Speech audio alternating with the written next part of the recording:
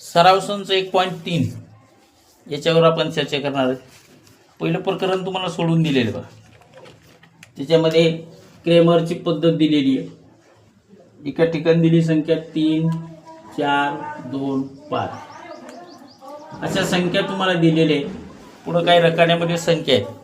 आता 3 गुणाकारामध्ये इथे एक डब्बा दिलाय तुम्हाला, त्याच्यामध्ये तुम्हाला 5 लिहायचे, तिरकस गुणाकार करायचा असतो, बरोबर.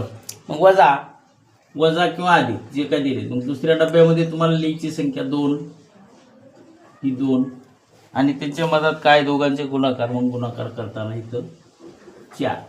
मग आता हे सविस्तर विधान सोडवताना 5 त्रिक 15 आणि 4 दोन्ही 8 असं करायचं, बरोबर. मग 15 मधून 8 गेले, आपल्याकडे राहतात 7. असा पहिला प्रश्न तुम्हाला सोडून दिलेला आहे. याच्यामध्ये निश्चयकाची किंमत काढा असं आपल्याला याच्यामध्ये शिकायचं आहे. हे पण खूप महत्त्वाचं पॅटर्न आहे. झालं का? समजलं का? बघा, बरोबर. प्रश्न दुसऱ्यामधला पहिला आपल्याला असा दिलेला आहे बघ, म्हणजे असा तुम्हाला तयार करायचा. मग काय करतो मी, एका कंसात 1 वजा 1 म्हणून वजा 1 गुणिले 4, कारण आपल्याला याचं काय करायचं, तिरकस गुणाकार करायचा आहे.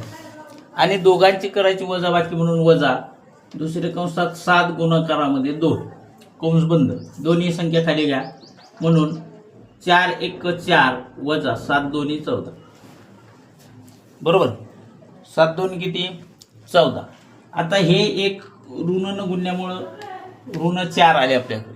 वजा वजा अधिक हे आपलं उत्तर असते, बरोबर. आणि येणाऱ्या प्रश्नाला तुम्हाला जे इथं आपलं उत्तर आलं वजा 18. 14 आणि 4 किती झाले? 18. वजा वजा आपण काय केलं? अधिक. मग मोठ्या संख्येचं चिन्ह आपण उत्तराला दिलेलं आहे.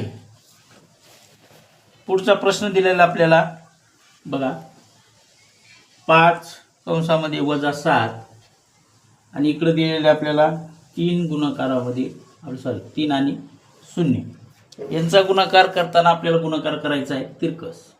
मग 5 गुणाकारामध्ये 0 वजा दुसऱ्या कंसामध्ये आपल्याकडे वजा 7 गुणाकारामध्ये 3 यांचं काय करायचं होतं तुम्हाला? गुणाकार.